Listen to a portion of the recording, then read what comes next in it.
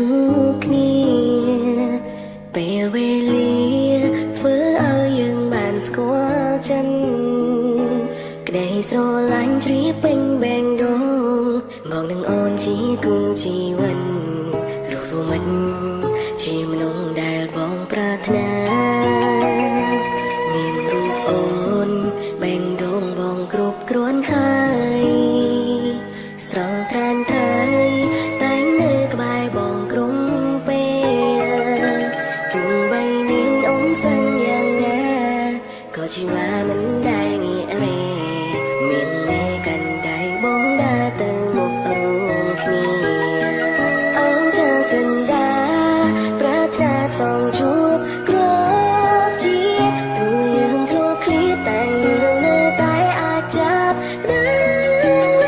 នបងនឹងរក្សាស្នេហាមួយនេះមិនឲ្យទូលិញគ្មានអ្វីបំបែកយើងចេញសេចក្តីស្រឡាញ់ធំជាងលោកាពីថ្ងៃនេះយើងនឹងបាននៅក្បែរគ្នា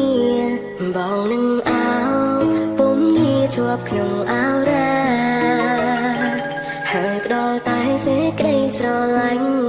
ស្នាមញញឹមជុំរូបជីវ៉ាយើងនឹងសាងគ្រួសារមួយ